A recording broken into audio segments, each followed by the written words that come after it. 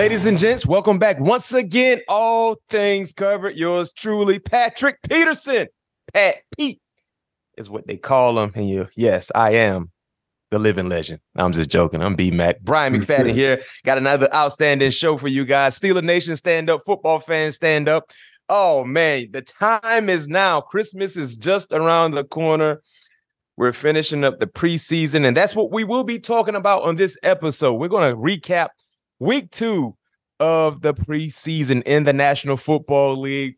Pittsburgh home opener, to say the least, in the preseason. Home against the Buffalo Bills. Took care of the business easily.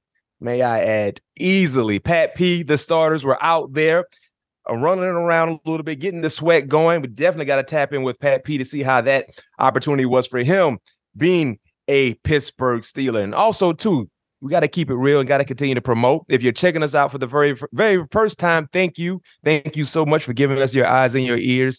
But make sure you hit the subscribe button on YouTube and follow us on your preferred podcast platform. And most importantly, tell a friend to tell a friend.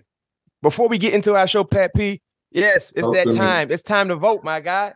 Everybody, make sure you got to vote. People's Choice Podcast Awards. We're still up for the ultimate award. We want to thank everyone for helping us to become a finalist. Yes, we are. We are finalists currently in the People's Choice Podcast Awards. Here's how you can continue to help us. Listen carefully. If you voted for us the last round, check your email to see if you were selected to vote in the final stages and cast your vote for All Things Covered in the Best Black Hosted Podcast category. Thank you for the love and support. And like I said, if you voted for us the very first time, they might have sent you another email to vote for us in the final stages. That's what we need to go ahead and make this thing an accomplishment for us. But just being nominated is already a big time plus, Pat. People, we want to bring home the championship. It's not the Sticky Lombardi. We're not about it. We bring home the championship. Yeah, it's kind of like the Sticky Lombardi in regards to our platform. So this could be a nice appetizer if Pat P can bring home this award and then in February bring home another award. That'd be big.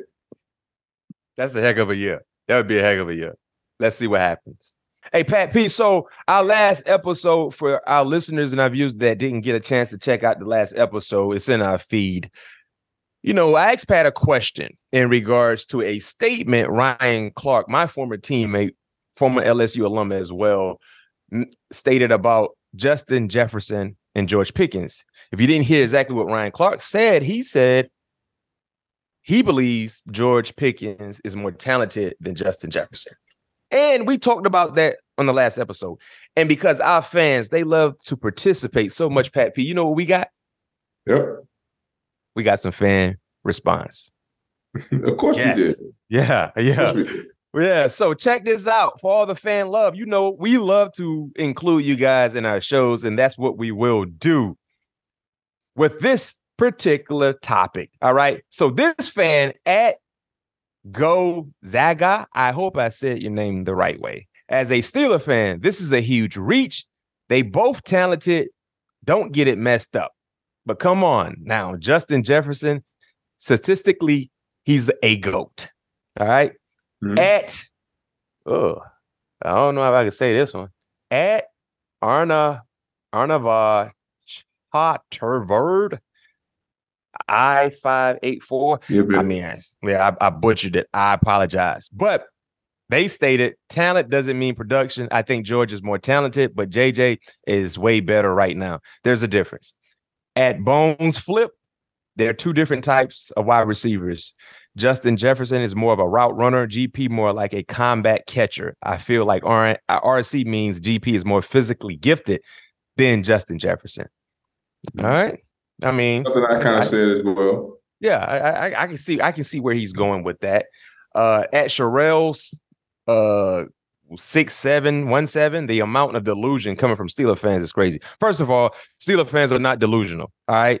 Let's get that straight. At Sideshow Jordan, JJ is better all around, is a better all around wide receiver, but I will say GP has the best hands in the league. And then at Souls Lemon, Pickens has the talent to surpass JJ, but hasn't done it yet. I mean, We got to wait and see. But I think the biggest thing in regards to both wide receivers, one guy is solidified. He is definitely solidified in who he is as a wide receiver. When you talk about ranking wide receivers right now, Justin Jefferson will probably be more than 90% voted number one. Yeah, I think that's the case, and deserving so. I think it's safe to say that for sure. But to those comments, it's kind of like what I said. Like, it's hard. Like, both of those guys are talented. Like, it's hard to say, who has the more talent, because they both do something differently very well. You know what I mean? So Justin is definitely, a very, very crafty and amazing route runner, probably one of the better ones I've been around for sure. Not probably, he is one of the better ones I've been around for sure. And like who talked about the hands? I can't remember who. Bones Flips. Yeah, Bones Flips. Yeah, Bones Flips. Like, he talked about the hands, just like GP is just going to catch everything. GP is just going to make those miraculous, big time catches. I mean, you won't, not necessarily saying Justin can't do that. You just won't see that because the separation that Justin is able to create in his route running and getting open and all the different positions that Justin played, because Justin just don't line up as an X receiver. He's at the X, he's at the Z, he's in the backfield, he's in the slot. So they use him in so many different ways to where that his numbers are definitely are going to be much different. I mean, I remember when Kevin O'Connell became the head coach for the Vikings, I was extremely excited because I knew offensively what we saw with Cooper Kupp, we would be seeing with Justin Jefferson. 100%. Same. Remember that Super Bowl run when Kevin O'Connell was, part of their offense, the way they utilized Cooper Kupp in so many different ways. Yeah. And even though Justin's rookie year was phenomenal, you just felt like it would go up, it would increase in regards to production because they were using it in different ways. Yeah, yeah. And that became a thing. That's what we actually witnessed a year ago. So I think in regards to creativity, there lies a big difference in both wide receivers and the offense they're in and how they're being utilized in that offense. But right now, Justin Jefferson is the wide receiver everybody's chasing. Oh, no doubt. That's safe to say. I think I think if you have a sound eye and you watch the game with no bias attached, Justin Jefferson is that guy, the wide receiver. Yeah. Ain't no ifs and buts about it. No question. But I can tell you this much. I mean, George Pickens has an opportunity to really open a lot of eyes this year. He really do. He will. He really do. He will. When it's all said and done. Pat P, week 2 preseason recap is here, my guy. First and foremost, man, how did it feel to finally have on your game uniform? I don't know if they got it altered and tapered the way it will be in the regular. Matter of fact, you got to tell Pat. Hold on. What you got to tell Pat in the equipment room, man? You got to tell Pat to give you that small cut. See, what they used to do when I was there, they would cut it extremely high so my shoulders would be out to make my arms look bigger. And then they have it super tight down here by my stomach and my core area and be short. Then you got your undershirt hanging out. You feel me? You gotta tell them to give you that shoulder cut, man, Pat P. They give you that shoulder cut, that thing all the way up here. Then wide receivers can't really grab your jersey. But for me, it was about the look. I want half of my shoulder out so my arms can be short. Yes, sir. That's what I want. Well, especially when it get cold outside, I put that oil on my arms. Yeah, man, you can't do that no more. But anyway, you can't do that. You can't put the oil on. You can't put no grease. You can't put no Vaseline? No. You're not supposed to, at least. Oh, dang. That ain't good. But anyway. Yep. What you got? I mean, I got my cuts on my jerseys, man. I don't have the high, how you had it, like you said, your arms all out and stuff like that, but I got a high cut. You see that jersey right there? It's be cut. They cut it and then they're tight. We had to string to make it tight. Because the wide receivers that they try to grab you. Yeah, man. It's old. It's 2023, Matt. We ain't got no strings, man. They come with the elastic bands. They cut it. They come how you. But the strings, I was able to adjust it. That's what I could just. But you're right. I'm sorry. It's a different era. I'll fall back. But how you felt? You look good out there. The uniform fits you good. You feel me? But how was it? It felt great. It felt great to be finally back in a uniform. Just because you love the game so much, you work out, for those 6-7 months or whatever it is to get back to this stage. It always feels great to put the uniform on, because I wasn't able to do that in the first preseason game, but to do it in front of our fans for the first time for this 2023 season, it felt great. So I can't wait to see many more great turnouts, because it was just a preseason, and they came out there and made a lot of noise for the defense. And when Renegade came on, I got my. They played Renegade in the preseason. Oh yeah. Really? No, yeah. Nah. They supposed to hold that. They don't just hold that. Don't give it a preseason. I need to feel it, man. I need to feel that, man. Renegade is for special ball games. It hits different every time, but at night, when it's at night. What Coach Thomas said, every time we step on the field, we trying to win. Yeah. So doggone it was a game that was on the schedule for us, and we wanted to win, so we brought out Renegade. Okay. Hey, Pat P, has Mike Tomlin hit you with that Tomlinism when he mentions it's a 5-star matchup because we in it? Has he said that yet? Not yet. I'll probably hear that one Monday Night Football. In 08, boy, he said that thing almost every week. Man, it's a 5-star matchup because we in it. It's not about who we playing. It's because the Steelers in it. Oh, yeah. That's it. Yeah. That's it. Yeah. But hey, man, I was happy to see you out there, the rest of the starters. What was your reaction, man? Joey Porter Jr. finally got an opportunity to play, look real good. First game action, first interception, man. Cover 2, did a great job in rerouting the wide receiver. Pushed him out of bounds, basically, which was great. Rerouting the wide receiver, pushing him out of bounds, and then just locating the football. And that was one of the bigger knocks on Joey Porter Jr. coming out of Penn State, the lack of interceptions. People question his ball skills and things like that. But just showcasing that in his first game action had to be huge for him. And then, of course, you being hands-on and in the mentorship with him thus far, man. What was your reaction?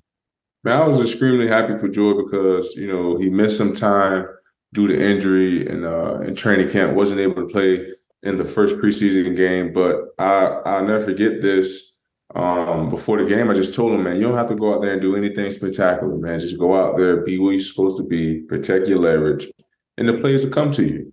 And literally, that play came exactly to him. So that's just the biggest thing with these young guys, just helping them understand that you don't have to do anything outside of your rim, outside of more than what you are asked to do. Just do your job. Do your job at a very, very high level. And once he understood that, I told him go out there, have fun, play fast, and the rest was history. There's some things that we want to clean up. Everybody, including myself. So that's why you have an opportunity to go back and watch the film as we did today. And be able to clean up those mistakes and be able to move forward, and hopefully those don't show up in the next ball game. But extremely happy that he was able to take some success early, because I feel like that's very, very huge. Not saying it's a make or break, but when young guys get a taste of that success early, they get starving for more. And I want him to always have that hunger. Yeah. And one thing about interceptions, me and you, we talk about this all the time. They come in bunches. And the good thing about Steelers so far in preseason, you got to pick week 1 against the Buccaneers. You got 3 this past week against the Buffalo Bills. Elijah Riley and Chandon Sullivan, your former teammate with the Minnesota Vikings, also has big time interceptions. What could both of those individuals, man, what could they contribute to the defense? Man, both of those guys can be some guys that we can count on throughout this season. I know Sully is a guy that kind of has the knack, for the nickel position, but Eli's coming along very, very strong. He's kind of like that switchblade. You can kind of put him in a bunch of different positions.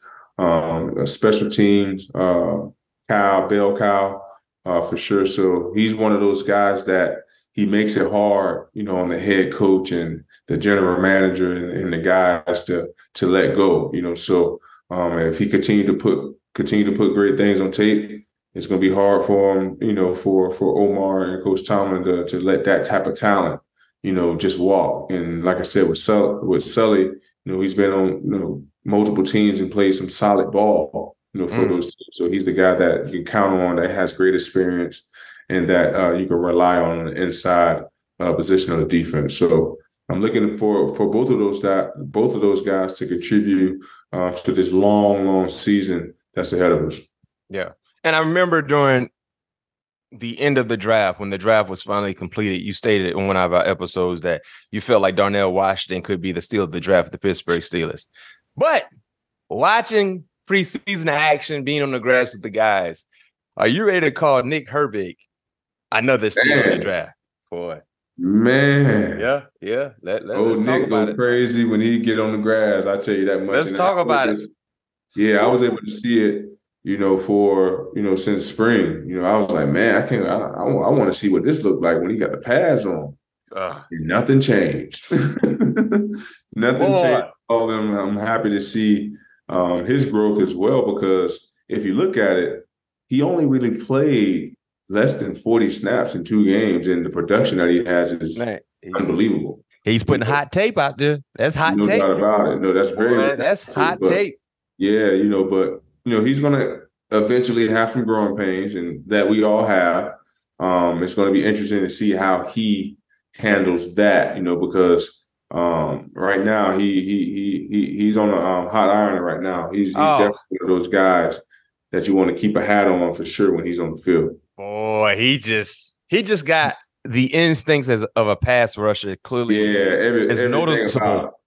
And just the unique athleticism a pass rusher has to have to be effective. He has it. It's just like it's a natural. It's like he's been born to rush the passer. Man, like when he bent that corner, on that right tackle, that bend. That's right. And he can do it from both sides. Either side, no question. That bend. Oh my goodness, man. That's you can't coach that. You got good hands. Oh man. Man, he got moves too, Mac. He played a run. He does. Listen, man. He could be the steal of the draft. You know what I mean? And think about this. Look at all the guys we just talked about. Joey Porter Jr. We haven't even really mentioned Broderick Jones yet because he's on the offensive line. But Darnell Wash, man, listen, Benton had some highlights in the first preseason game. So that there lies the first telling sign of a team that could really do some things. When you're young draft picks, when you see flashes now, like it's instant, like you're not waiting to put the meat in the crock pot. The crock pot takes longer. It has to simmer. It's a process. It can be overnight sometime. But when you put that thing in the microwave, it happens fast. And when you see a rookie showcase what they can do instantly, you got to be excited because that adds depth. And at some point in time, you're going to need those young guys. You're going to need those young guys. It happens. Heck, my rookie year, they needed me. They needed me. I had to deliver. Right. You know what I mean? So, and your rookie year as well. So when you got rookies that come in and you see flashes like, what? When y'all boys be watching that tape, you be like, oh, sure. You know what I'm talking about? Because you thinking like that's a veteran-like type impact. Right, exactly. He's showing that very, very early. So, and like you talked about as well, to be dominant. You haven't talked about it in this conversation, but to have a successful defense and be as good as you want to be and go as deep as you want to go in the playoff, you gotta have a rotation up front. You got to. And Nicky gonna find himself in that rotation because you talk about the top 3 guys with Golden, Watt, and Highsmith. Oh, Nicky gonna find himself with a hat. I agree. Oh boy. I'm loving what I'm seeing right now. Another thing that I'm loving what I'm seeing is old Kenny Pickett. Yeah. Kenny Pickett is playing with a lot of confidence right now. Yes, that is a ton of confidence. Oh, that touchdown he threw to Pat Pete. Most people might look at it as like, oh yeah, that's a good throw. But where he placed the ball for Pat, like behind the backer. Yes. Right? but put it right where, because there was another defender coming the opposite side. I think it was like in the cover 2, if I'm not mistaken. It was a cover 2. So you had a middle runner, which was the backer, and the other half safety converging on the play as well. Man, that's a big lead throw. Yes, 100%. When I saw it on tape this morning, I was like, "Ooh, that's great ball placement." Oh man, because he put it only where his guy can make a catch on it. He put it right behind the middle runner's ear to where the safeties, both high safeties, wasn't able to converge on Pat and make a collision to try to draw that ball loose. Now, I mean, that was just unbelievable. Like you said, he's playing with a lot of confidence right now, which that you need as a quarterback. And like we talked about last episode, he's playing with that confidence that he left off with last year. Yeah, and he just looks different in his uniform. When he's on the football field, he looks like he's a guy who is he's very, very sure of himself. He got the keys. He got the keys. He can put the gas in the car when he want. He can change the oil when he want. No question. Change the radio channel, whatever he want to listen to. And I'm okay with whatever his music selection is because I'm loving what I'm hearing right now, man. So, man, it's a lot to be excited for. And I know for Steelers fans, Pat, you were not a part of the team a year ago, but for the Steelers fans that are listening to us and watching us, I think they would agree with me in regards to the feeling for this team compared to the feeling for the team a year ago at this very point in the season. There's a lot of unknowns, a lot of uncertainties, with the team in 2022, going into 2022. But this year's team, oh man, you feel real good about what's going on. And the most important thing, nobody is really talking about the Pittsburgh Steelers like that in totality. They're talking about a few guys here or there, but ain't nobody really talking about what the Steelers could do. You know what I mean? So I love where you guys are and just the steps forward. And before we go to break, I cannot allow us to go to break without talking about two things. The Jaylen Warren touchdown, the offensive line play during that snap was flawless. That's number one. Number two, Jaylen Warren is a guy who's just a football player that happens to play running back. But he surprised the heck out of me because I didn't know he had that breakaway speed. Like, speed. I know he had speed. I know he had quickness and power. I didn't know he had that kind of speed that can kind of make you lose sight of where he is. And Poyer had an angle on him. Right. He ran away. He ran away from Poyer. I was like, whoa. Like, it's one thing, Pat, you played the game a long time. It's one thing to play against a running back that can turn a 5-yard gain into a 20-yard gain and we tackle him. But it's another thing to play against a running back that can turn a 5-yard gain into a 50, 60-yard touchdown. That's different. No doubt about it. That's different. Doubt about it. And coach wanted some home run hitters and some home run plays like that, and he got it. And we saw that all camp, especially when we had the opportunity to put the pads on, because, as running backs, you really can't tell or really can't see when we in, spring ball, OTAs, and the beginning of training camp, because no one can really hit them. Or you see their movements, but you can't really tell if they can break a tackle. Obviously, we know they can break tackles because they wouldn't be here. But to see what Jaylen and Ant Mac and what the young guys been able to do, it's been pretty cool, man. To see, like you said, thank you. To see that 5-yard run go for 62, that was very, very explosive. I was surprised. To have that stature of body, it looked like Maurice Jones-Drew. A little bit, yeah. Have that stature of body, and like you said, be able to have that breakaway speed and be able to make that normal run play turn into a home run play. That was big. That's dangerous. That's dangerous, man. Because like I said, we want to live the fight another day. Somebody get him down. Oh, he can break it, but we're not worried about him taking it to the house. Right. You know what I mean? But when you have those backs that, listen, if they get through that gap untouched, he ready to strike his head on the goalpost. We don't want no tight backs, Pat P. No, you don't want no. I'm scared of them back. Boy, the LaFred Taylors of the world. You talk Maurice Jones-Drew, man, and LaDainian Tomlinson and all of that. Sir. Chris Johnson. Oh no, that was different. That's a different speed right there. So he's in a whole nother stratosphere when it comes to speed. What he threw just now?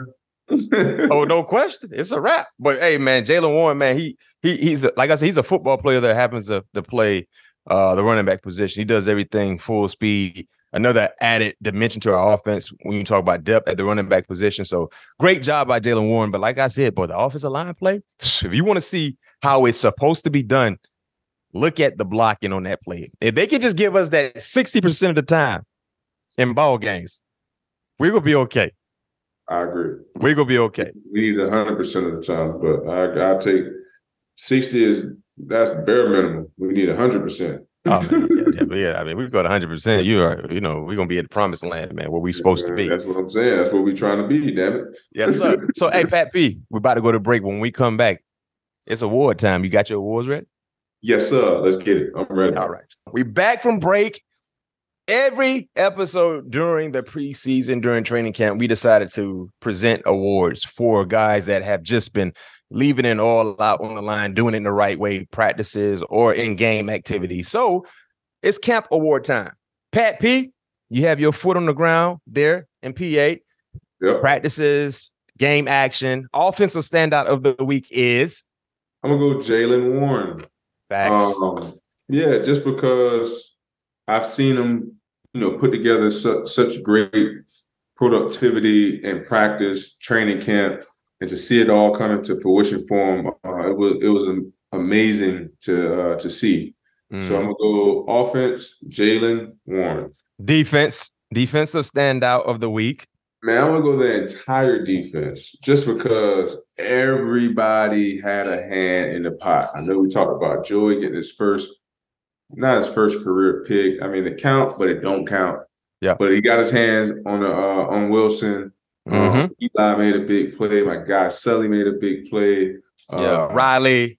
Nick had a couple. I know he had a sack for sure, but he had a forced fumble. Yes, sir. So everybody, run defense was pretty solid. Did a pretty good job of keeping the long ball off the defense and also off tape. Oh, Daddy, I'm almost there. So I go with the entire defense being the standout of the week. That's fair. Last award to give out. Moment of the week. Moment of the week. I'm going to go. I know this guy was named offensive standout last week, but I'm going to go with Calvin again with the punt return. I know he didn't score. Calvin Austin, yeah. But I said this last week. That boy fast. Special teams. I'm looking for special teams to make big splash plays, and Miles had a tip on the field goal. I'm sorry, on a punt team. On the block team, on the punt block team. He had Calvin having a big return on the punt return team. So the things that I wanted to see coming into this game, those guys were able to make it happen on special teams. And the thing I like about this discussion, technically the entire episode, we're highlighting first and second year players. We've been talking about first and second year players. You know what I mean? And that's how it's supposed to be, because those are the guys that are getting the opportunities in the preseason, but they're shining with the opportunities. I mean, Jaylen Warren, if I'm not mistaken, he's a second year guy. Clearly Calvin Austin, kind of like a rookie because he didn't play last year because of the injury. You know what I mean? So the future is bright for the Pittsburgh Steelers. So awards given out. Offensive standouts, Jaylen Warren. Defense, the entire defense. Moment of the week, special team guys, man. Led by the great Calvin Austin, man, who is he like squirrel quick. He's squirrel quick and eye blink fast. You blink your eyes, man. That's a fast thing, boy. Oh boy. You better we talked about that fear factor. He has with them wheels he got. So can't wait to continue to see him develop. That speed, people are gonna definitely fear for sure. No question. You better understand when he in the game, boy, you better get ready to get deep. Yep. Get deep. Pat P, before we let you go, there is one final preseason game, week 3 preseason preview. Steelers at the Falcons. I think I'm going to go to that game, Pat P. I'm going to come to the game. I'm going to come to the game. I'm going to come to the hotel, break bread. I know y'all not the starters ain't playing, but I'm going to come to the game. This will be my first time. I usually don't go to ball games, but I'm going to bring the kids to the game. I'm trying to think. Oh, by the way, we was playing. I played Madden, the new Madden with my son, and you picked them off. You picked them off? Yeah, I had the Steelers. He had dang it, who he had? Minnesota, I'm assuming. No, he had Minnesota. Who he had? I forgot. No, he had Minnesota. I can't remember, but I had the Steelers, and yeah, you picked them off. You know what? I feel bad when I beat my son in Madden, but then I don't feel bad. I just don't want to lose. So I just be whooping him, and then I hurt his confidence. He don't like playing me because he always lose. But it's a tough spot to be in, by the way. But yeah, go practice. No question. Steelers at the Falcons, man. What do you expect? Do you expect to see anything different from the first 2 preseason games going into the 3rd preseason game? And what's for you being a vet? What is the most important thing for this final preseason game? What I'm looking for is obviously first finishing up the preseason strong. Everybody, knock on wood, come out healthy so we can go into this regular season with all hands on deck.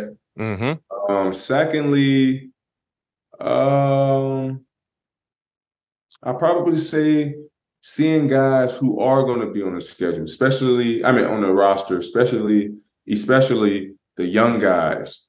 How are you getting adapted to the short weeks? How are you going to find your way? Because now we got, like Coach talked about, we got 2 Thursday night games. Mm-hmm. And this technically, is one of the 3, but it's like a preseason of practice for how you should go about your business leading to a Thursday night game. So seeing how guys are able to adjust on a short week, looking forward to that. And lastly, whenever the young guys get their opportunity, just go out there and let it all hang out, man, because we all know this is a very, very rough business, but we also know that it's only 53 guys that's going to be on the roster. So when you do have your opportunity to go out there, and put some good tape on, good product on tape, make sure 31 other teams gonna want to bite at the apple. You know what I mean? So the young guys going out there, flying around, having fun, enjoying themselves, and putting their best tape on tape. Yeah. For me, I'm okay. I don't want to see no starter. I don't want to see no starter on offense, defense. This is a game that should be devoted to the young guys, like you stated, and it's kind of already kind of set in place. You kind of the decision makers. I'll say this kind of already know who's going to make the team going into the final preseason game. It's kind of already locked and loaded. Now it's about getting ready for San Francisco. You know what I mean? So I would imagine a lot of older guys will start probably watching some tape on the 49ers. And by the way, Brock Purdy, barring any injury, I think he is going to be the quarterback you guys will see week 1. But until then, you got to get ready for the final preseason games and see what happens with the rest of the young guys that we've highlighted. So road game, you will be having Popeyes. Matter of fact, did you go to Popeyes last week? Did you go by the Popeyes? Yeah, I went to Popeyes, but the break I had, they wasn't open. So they opened at 11, and I went there around like 10:45 when we got out of our mock game. So you went to the one on the south side by the facility? Yeah, I went to the one right there by the facility, right when you cross over the bridge from the hotel. Yeah. Left. Yeah, by the what is that, like a Sally's? I forget what grocery store I saw right there. But yeah, so they wasn't. So they weren't open yet. Highly upset that they wasn't open yet. Okay, so we don't even know if they had a tropical Sprite for you. No, but I did go. I attempted. Okay, so you're going to try to attempt to go again this week? Wednesday, yes. Popeyes. So we travel Wednesday, and they're going to be open when I get there this time because we don't leave until like 3:00. So okay. All right. Well, Popeyes on the south side. Is that the south side? That's south side. Yeah. If y'all watching and hearing us, man, Pat P will be coming Wednesday midday. If you can have him a tropical Sprite, I'm pretty sure Pat P might sign quite a few things in the store for y'all in the restaurant. Yeah, man. If you can get him a tropical Sprite, if you can get him a tropical Sprite from the nearest gas station, y'all want to get something signed from a legend, I think Pat P will sign it. I will do that, Mac. Popeyes. Shouts out to Popeyes, by the way, once again. That's a free plug also. So, we don't mind. Pat P. Yeah. I'll see you on Wednesday, on Thursday as well. Yes, sir. Finish the preseason on a good note. And man, after that, let's get it. The road to Vegas in February starts in September, baby. Yes, sir. All right. Thank you once again for checking us out. All things covered. Pat Peterson, Bryant McFadden. Y'all know how we rock and roll. Tell a friend to tell a friend. Until next time, see you when we see you. Peace. Peace.